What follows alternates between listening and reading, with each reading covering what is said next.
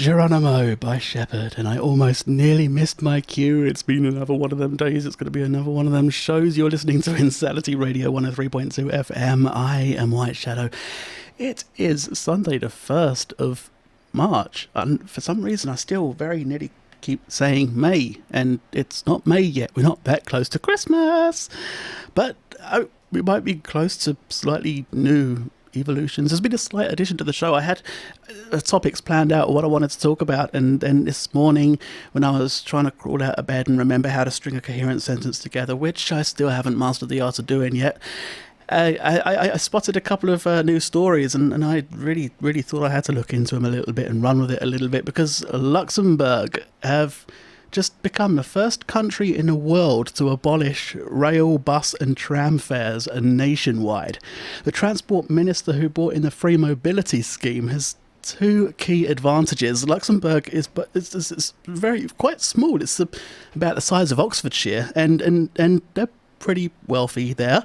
And while many locals are unfamiliar with the buses and trains, he hopes that their taxes can help deal with the overloads on the roads. And other nations will be watching closely, I'm sure, to see how Luxembourg fares without fares. And the policy is designed to encourage a shift from road to rail and bus, and in other words, to lure motorists out of their cars. But it could trigger unintended consequences as well, such as flooding Luxembourg's border villages with haphazardly parked cars, and crafty neighbours from Belgium and France and Germany may very well try to exploit the free onward transport. And the UK's Department for Transport is unlikely to pay much attention to this. A lot of people are going to be asking, I wonder if the UK will ever introduce this, and I don't think so, because the already overloaded 7:57am from Woking to London Waterloo would become unbearable without the high fares that suppress even denser crowds. And if price is not a factor, how exactly would things like the Friday night berths on the Caledonian Sleeper from London to the Scottish capital during the Edinburgh Festival be allocated? And add in the small matter of replacing the, £15 billion in fares currently paid each year by rail, bus and tram passengers. And it's clear that No Pay UK does not quite correlate with the current public transport in Britain. I don't think it's going to be easy to add £15 billion to the UK taxpayer for the sake of covering the free transport fees. I don't think it's going to be happening, but what is going to be happening, and this is a topic I was going to talk about long ago, back in them there good old days, a whole 2 or 3 weeks ago, when I had a almost unintentional science themed show, and I had content left over that I didn't use. It's things that I wanted to talk about, and this fits in quite perfectly with that, because driverless transport pods have begun the UK public trials. The vehicles are being trialled in Bristol, I think, by an infrastructure firm called ACOM, which is working with partners including the Bristol Robotics Laboratory to develop the autonomous vehicles. And the pods use sensors, radar and vision processing to navigate areas crowded with pedestrians and pushchairs and bikes. And this will also be the first test which would allow members of the public to travel in the pods without any dedicated supervisor inside, with researchers studying their reaction to the experience, the autonomous transport.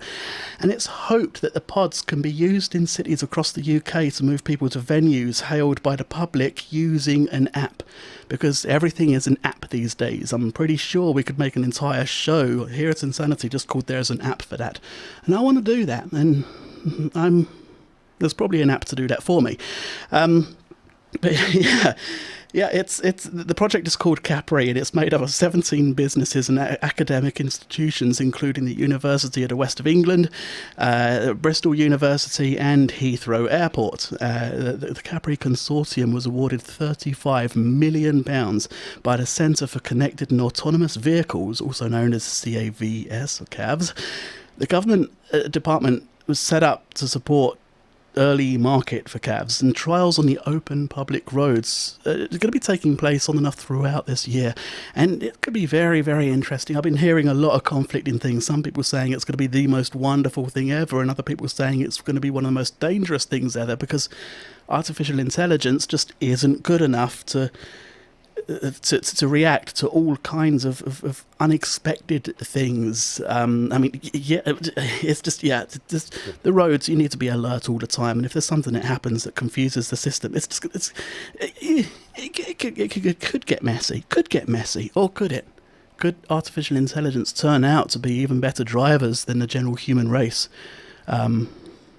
Yeah, who knows? Anyway, I've got some crazy tunes. I've got a lot of tunes lined up that I haven't played for a long time, and a few new tracks that I have never played before on the show.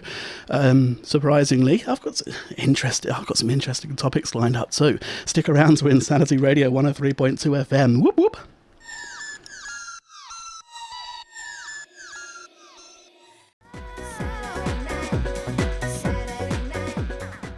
Saturday Night by Wigfield. Before that, we were listening to Big Bad Wolf by Fifth Harmony and Groovers in a Heart by D-Light.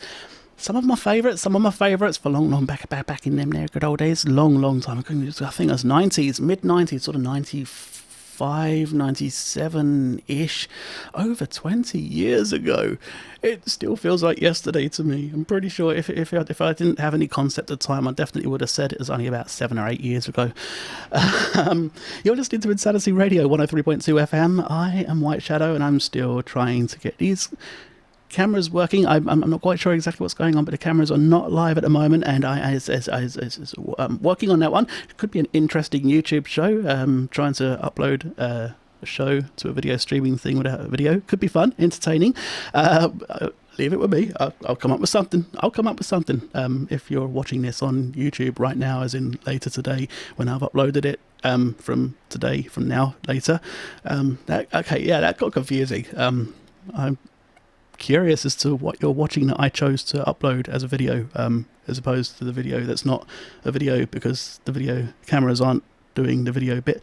Anyway, now I'm done rambling. We have had a message asking for a song request, anything from David Essex, and I've had a look on the system, and I can confirm officially we have absolutely nothing from David Essex on the system. I'll try to work on that. I'll work on it. Having never heard of him, it could be fun trying to find any of his content. Anyway, Bright House. Some of you will be familiar with Bright House, some of you won't. Bright House is Britain's biggest rent-to-own retailer, and it's currently now teetering on the brink of collapse this weekend following a surge in customer compensation claims. The company has been forced to put administrators on standby with insolvency possible in a matter of weeks, and if it did fall into administration, roughly 2,400 jobs could be put at risk, and a company which provides loans to consumers to purchase electrical items such as televisions and washing machines, etc., it trades from about 240 stores across the UK, and sources said on Saturday that Grant Thornton has been asked to handle a potential insolvency, and the accountancy firm has overseen the administrations of payday lenders including Wonga and QuickQuid. And claims are currently costing Bright House over £1 million every month, although executives are understood to believe that the eventual toll will be far, far greater as claims management companies deluge it with complaints. Similar surges have triggered the demise of dozens of short-term lenders in recent years, the most prominent of which were Wonga and more recently QuickQuid, which fell into administration just last autumn. And in results issued to bondholders on Friday, Bright House said it was conducting a strategic review to maximise value for stakeholders. This includes a shift away from rent-to-own activity and towards cash loans. Now, Bright House also told employees that it was in talks to sell its logistics and engineering business, which account for about 1/5 of its workforce. The entire rent-to-own sector has been struggling since the imposition of a price cap by the FCA last year, and this means customers cannot end up repaying more than double the cost of their loan. How nice. It's a move that regulators said would save British consumers up to £22.7 million a year. Christopher Woolard, the acting boss of the City Watchdog, said in his role as an executive director of strategy and competition last year that rent-to-own firms were frequently overcharging their customers. In 2017, the FCA ordered Bright House to repay nearly 250,000 customers for failing to act as a responsible lender. More than 80,000 people had not been properly assessed by Bright House for their ability to repay their loans, which accrue interest at such a rate that the cheapest washing machine available to customers ended up costing them more than £1,000. Whoa! Wow! Anyway, it's also on top of that, another interesting thing, Mothercare, of course, has recently closed down. All 79 Mothercare shops shut down on the 12th of January, a few Sundays ago, after collapsing into administration just before Christmas. And the overall number they had 137 stores in May 2018, and by 2020 that dropped down to 79, and by the middle of January those 79 had gone too. That's the end of Mothercare. Rest in peace, you served us well. Anyway, moving on. Oh gosh, I'm just looking at my playlist right now and I'm like, yes. Oh, have I got some gold for you? Stick around to Insanity Radio 103.2 FM. This tune is gold. Literally.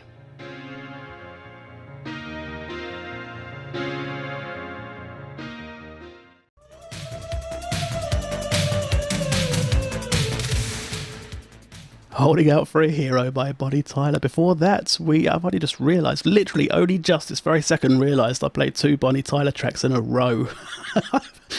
Wow, I'm slow. Before that, we were listening to Gold by Spandau Ballet and A Total Eclipse of the Heart by Bonnie Tyler again. Yeah, Bonnie Tyler followed by Bonnie Tyler. Sorry about that if you don't like Bonnie Tyler. If you do like Bonnie Tyler, well, you must be having a whale of a time right about now. You're listening to Insanity Radio 103.2 FM. I am White Shadow, and Little Britain is going to make a TV comeback, and because David Walliams and Matt Lucas have ended their feud, which appeared to the media to go on for about 10,000 years. It's an absolutely iconic comedy sketch show. It's been 12 years since it was last on TV. It's been 12 years since the last series. And David Walliams has confirmed plans for a full return of the show with co-writer and co-star Matt Lucas after making up following the public feud. Now, the pair stopped working with each other in 2011 amid reports the friendship became strained following years and years and years of apparently allegedly bitter arguments.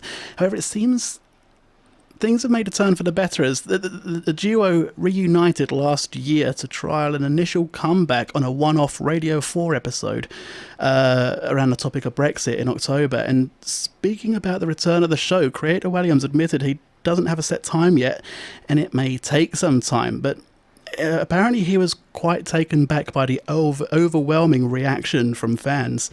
And since their well-received reunion, David and Matt have had several offers from different media companies and brands, but he isn't sure whether to go back to what they know or start doing something entirely brand new.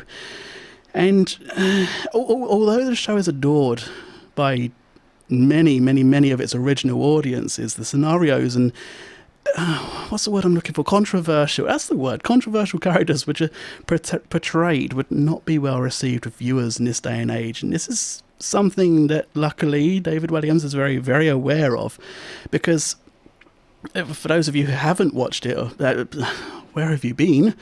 But yeah, the sketches swung from mentally ill patients to incest, mocking the transgender community, to old white women projectile vomiting at the thought of eating food made by foreigners. And you would definitely need to do it differently, because this is a very, very, very different time, and there are all kinds of tolerances that change. So they're definitely going to have to do things slightly differently. But they first exploded onto UK TV screens way back in 2003 and ran for 4 insanely successful series.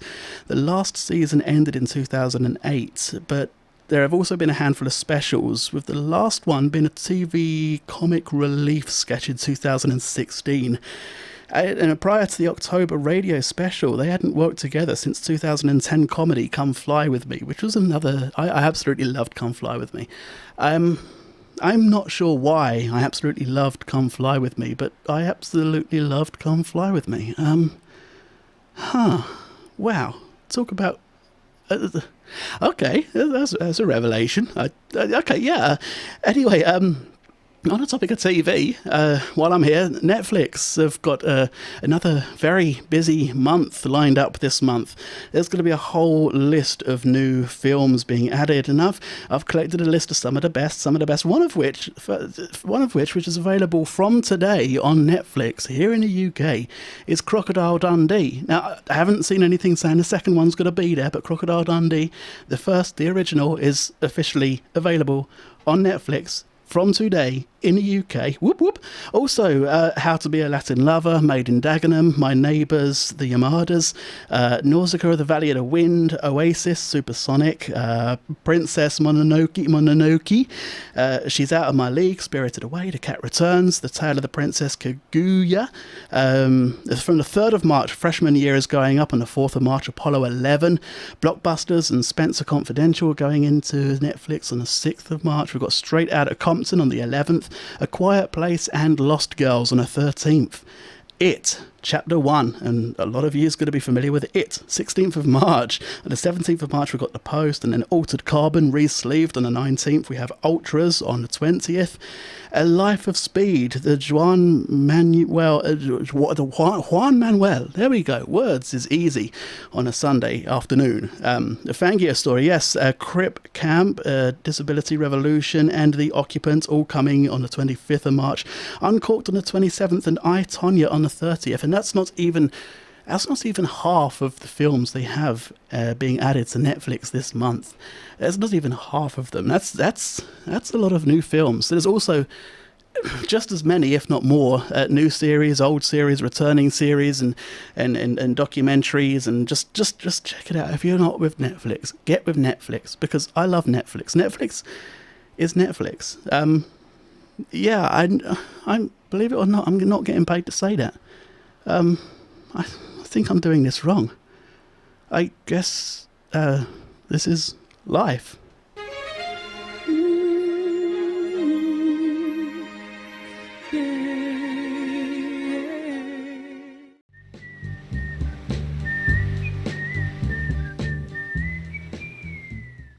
It's Sitting on the Dock of the Bay by Otis Redding, and I was totally prepared for that. I really was. Before that, we were listening to Life by Des'ree and Kiss the Rain by Billy Myers. You're listening to Insanity Radio 103.2 FM. I am White Shadow. And after thinking, my goodness, should I have heard of David Essex? I decided to start doing a little bit of search online, and I started having a little look around, see what I could find out. And I didn't realise he was an OBE, an English singer, songwriter, and actor.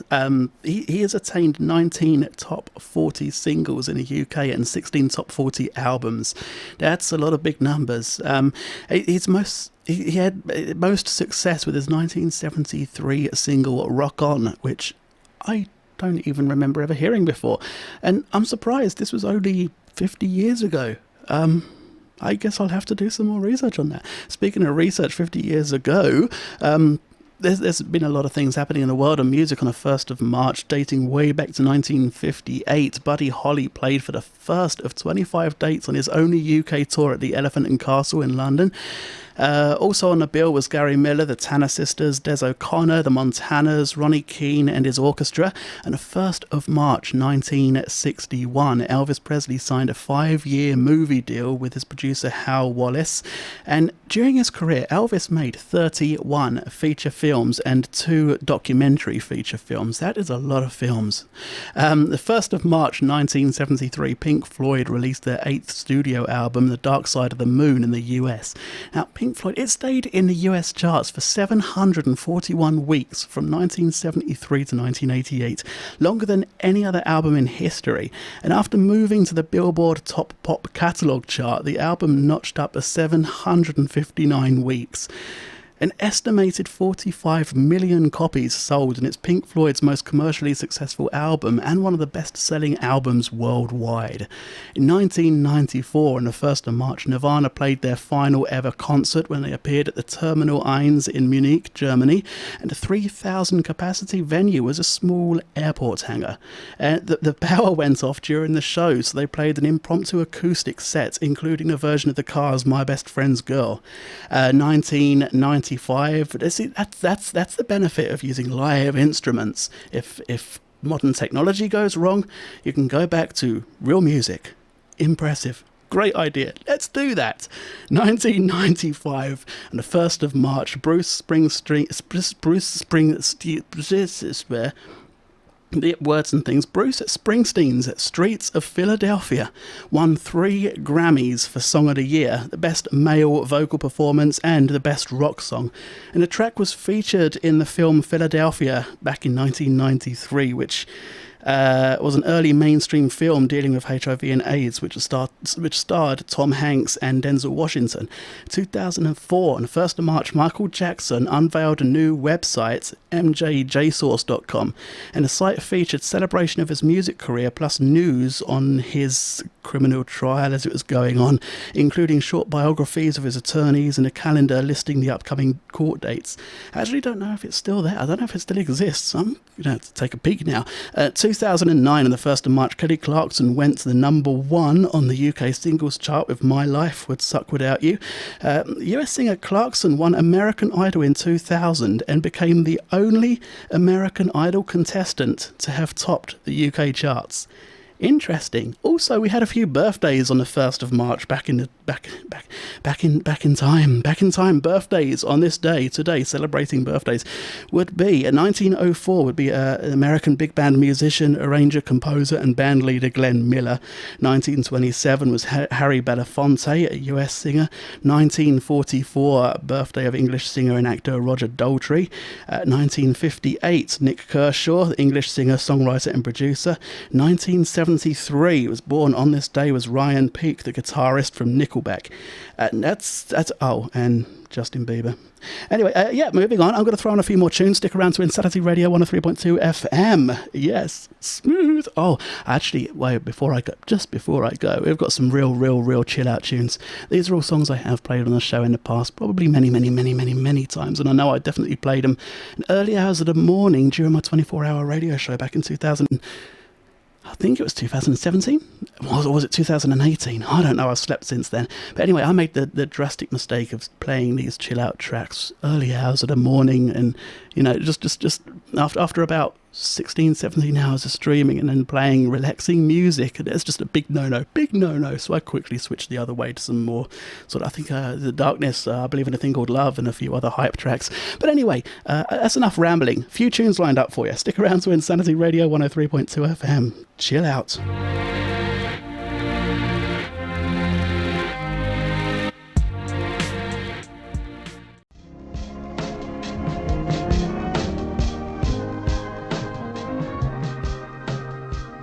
At the River by Groove Armada. Before that, we were listening to Porcelain by Moby and Destiny by 07. You're listening to Insanity Radio 103.2 FM. I am White Shadow, and today is the 1st of March, and I still keep nearly saying the 1st of May, and it's definitely not the 1st of May. We're not close to Christmas just yet. But we're getting closer. We're getting closer with every second that passes. We're getting closer. Be afraid. Now, we've got some awareness days today. We've got quite a few awareness days today. In fact, I actually couldn't flick far enough through the sites I normally flick through to find out all the awareness days and events and things that are going on today and the rest of this month. Because there are just that many. It seems like that time of the year when everybody's starting to spring out of bed as the evenings start getting lighter again and the mornings start getting lighter and the summer starts poking its head around from beyond the shadows. Speaking of which, I was reading a story about earlier. I can't remember much about it now. I just sort of scanned over it briefly while I was trying to remember how to walk, talk and breathe after crawling out of bed. And there's a story about a ski sledge resorts up at the north of the UK, somewhere up north of the UK. I can't remember the details now. I've really got to try to find this. And apparently they are, after about 30 odd years of being in business, they're planning on shutting down, closing the doors for good, because there just isn't snow there anymore. Apparently what used to be like really deep, thick snow up there has now got to the point where they're having to use machines to produce and move snow from further up the mountain to close to the bottom where the actual resort is, because And they've put it all down to global warming. Apparently, over the years, there's just been less and less and less snow, to the point where one of the few UK ski sledge resorts is actually having to close down. That's something. That's something. But there's also so many animals that are going to be affected by that as well. Things like the mountain hares, and there are a lot of animals that have actually adapted to living in that snow environment. Like the mountain hare is naturally white in colour to help camouflage itself from predators when it's out in the snow, and that's having to move further and further up the mountain to try to, we've got birds nesting further and further up the mountain. We've got things clustering together. We've got a massive drop of numbers of some of the rarer species up there, and it's kind of scary stuff. Anyway, back to what I was originally talking about, awareness days. Today is the start of Ovarian Cancer Awareness Month. We have Walk All Over Cancer 2020, which is a month of 10,000 steps a day challenge. We have Time for a Cuppa, which is helping to raise funds and awareness for dementia sufferers by bringing people together and sort of fundraising with, a cup of tea, slice of cake, nice little natter, that kind of thing. Of course, today is a day for Wales. Today is St. David's Day, when the Welsh population from across the world, but mainly in Wales, obviously, naturally celebrate the heritage under the banner of their national saints.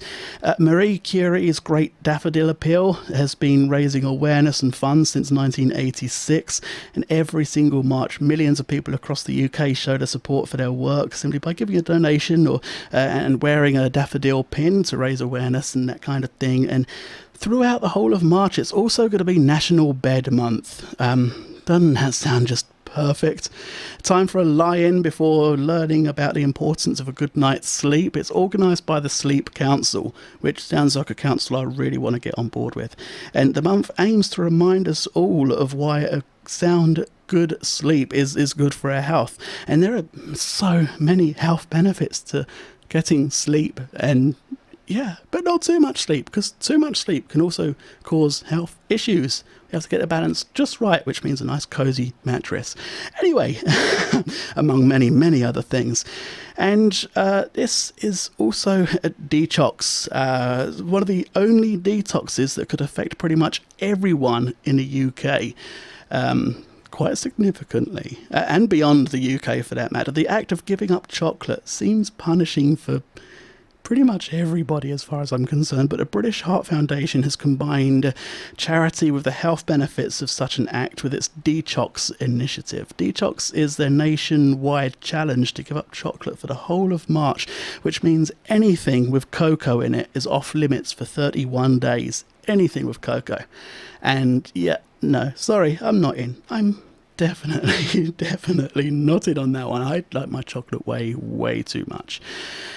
Anyway, on the topic of sweet things, royalholloway.ac.uk. Royal Holloway is having their Science Festival this Saturday, 7th of March.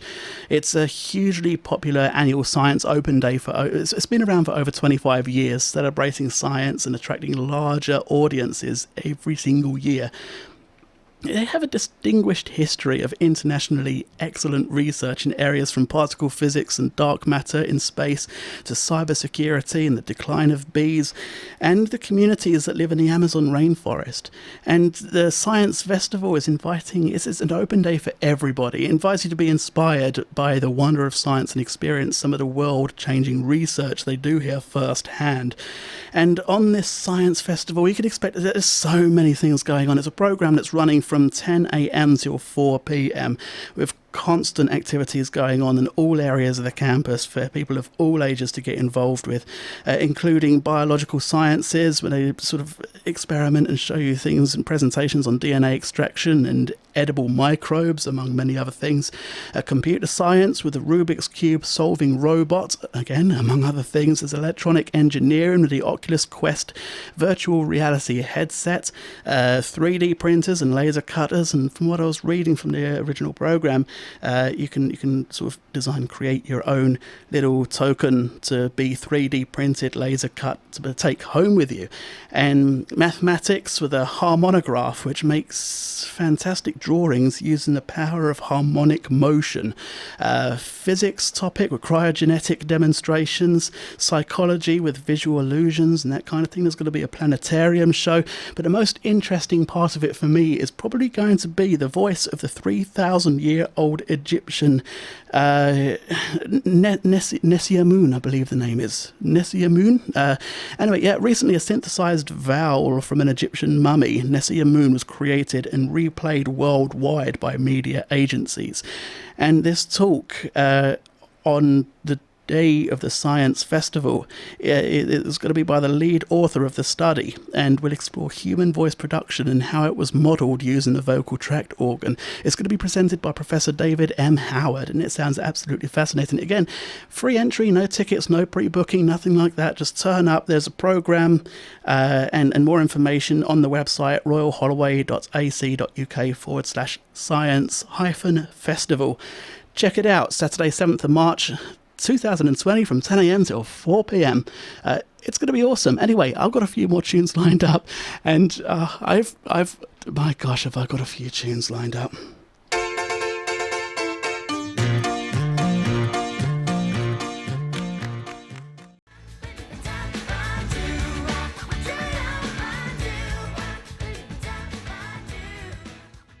And for those of you who are slightly unfamiliar with the last 3 tracks that were just played, that was Obla Di Obla Da, followed by Doo Wop, followed by Mbop.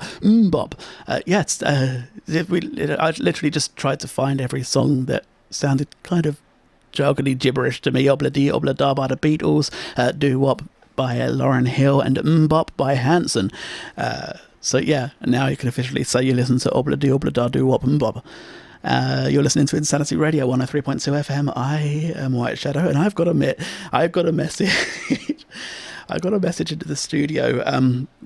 I think people just got curious about the whole cocoa thing, because I got a message into the studio that cocoa bean is a superfood. Dark chocolate with 80% cocoa is okay. It's like it's light chocolate with heaps of sugar that's bad. And I have to admit, I got triggered within the first line of that. The cocoa bean is a superfood.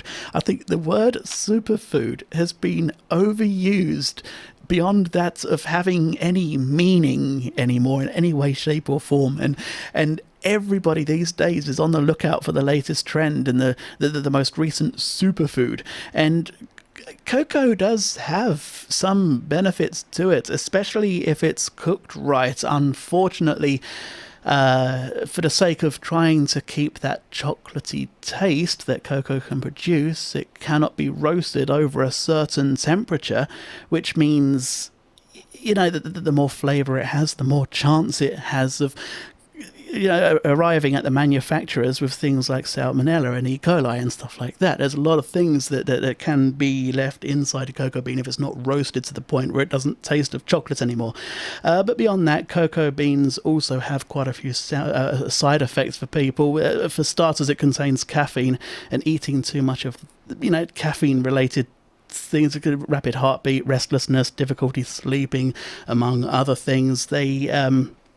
Cocoa beans can trigger, and I'm not talking about, you know, manufactured chocolate with added sugar. I'm talking cocoa beans in themselves can also trigger migraines in some individuals. It can lead to weight gain. It can cause skin issues, allergies, inflammation, lesions, because cocoa has been shown to cause acne, and there are metals present in cocoa, such as nickel, and some may or may not know from previous shows that nickel isn't always a good thing to be munching on. So it may have some health benefits, but it also has some side effects, and it may be a superfood, but it's also a super bad food too.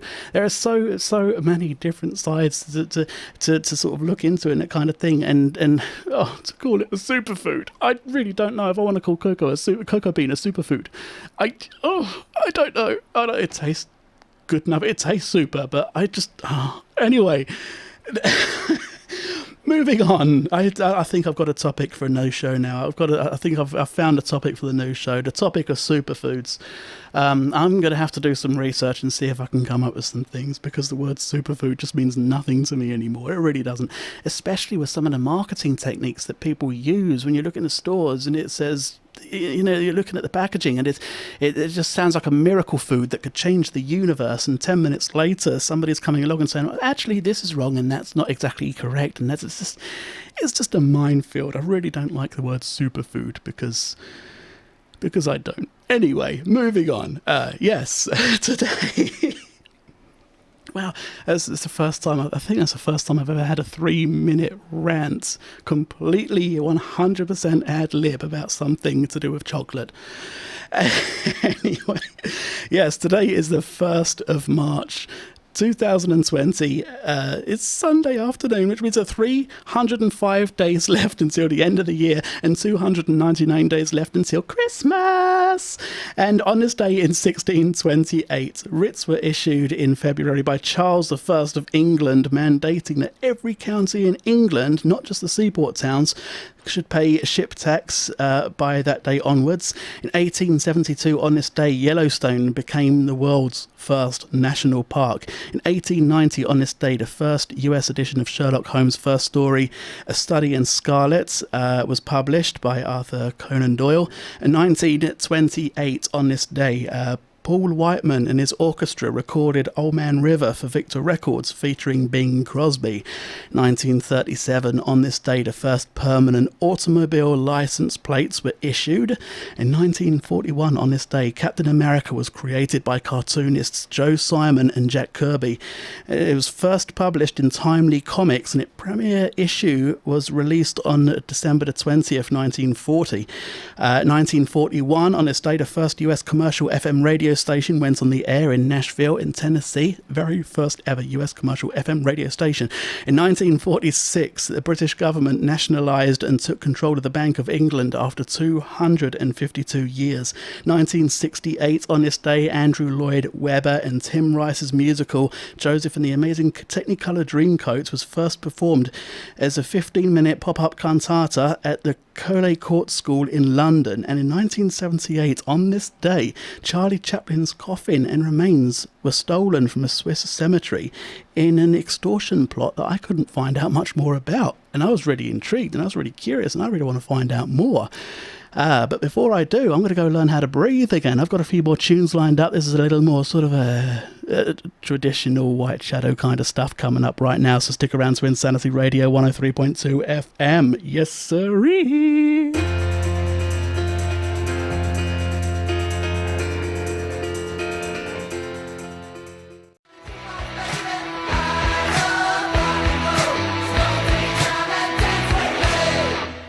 I Love Rock and Roll by Joan Jett. Before that, we were listening to Let Me Entertain You by Robbie Williams and Man in the Mirror by Michael Jackson. And I've just had another message into the studio. Dark chocolate is meant to improve brain functions. Aren't I living proof of that? Yes, Dad. Yes, you are. Yes. You're listening to Insanity Radio 103.2 FM. I am White Shadow. And as some of you may have noticed, one or two of you have messaged in mentioning that there is no camera going live at the moment. And yeah, that's exactly right. It ain't. And it's not something I have control of. But I'm still thinking about when I upload this show to YouTube, I'm going to be requiring some video content. And a couple of weeks ago in a media suite, somebody, and I don't know the story behind this, but somebody decided they were going to put a projector onto the whiteboard playing the Shrek movie on repeat over and over and over again for about a fortnight. And so I thinking maybe I'm going to find some animated GIF or video of something of Shrek dancing and just use that as the video for my show for the sake of it. Maybe.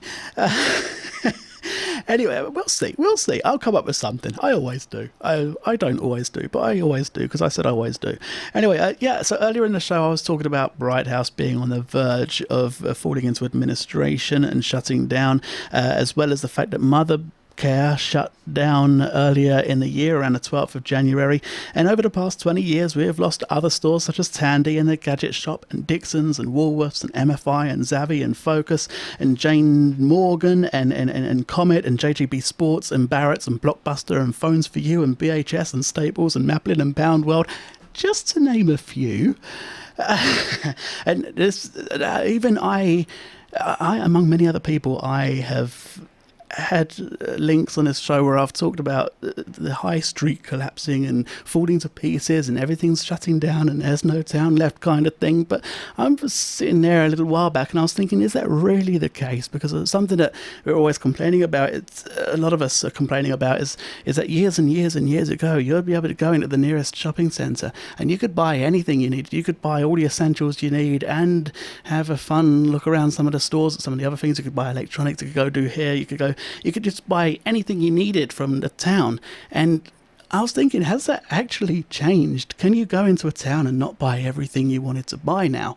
And that's when it suddenly dawned on me that some smaller towns and village high streets are starting to struggle because chain stores are not picking those locations. But there are a few key chain stores such as Argos and Tesco and other supermarkets that are prominent in the bigger towns and the bigger cities. And in the bigger towns and bigger cities, they still seem to be thriving to some extent. You can still go into a big shopping centre and buy just about anything you need, anything you want, and plenty of things you would never need or want, and probably more. Which has got me wondering, maybe towns are changing, but they're not necessarily collapsing. A lot of stores, a lot of the familiar stores that we've been familiar with over the years, like BHS and Staples and Maplin and Pound World and all of that, we're familiar with them. But are they disappearing from the high streets or just being replaced by something we're not so familiar with and so don't go to checkout? I definitely like to stick with what I know. I don't like trying new things, but that's got me really curious, and I'm going to try to do a bit of research, and I've got so many topics lined up for the future now. The topic of superfoods, the topic of our cities and towns, shopping centres really closing down and ending, or are we just expecting things to stay the same and not change forever? There's a lot of questions to be answered now. Anyway, don't forget, this Saturday, the Science Festival here at Royal Holloway University, 10 till 4. You can find out details, royalholloway.ac.uk/science-festival. Free entry, 10 till 4. That's pretty much all day. Until then, I'll see you again next week, hopefully with some functioning cameras. Ladies and gentlemen, boys and girls, people of all ages, let's get ready to rumble! Let's get ready to rumble! Let's get ready, let's get ready, let's get ready to rumble! Watch us wreck the mic, watch us wreck the mic, watch us wreck the mic.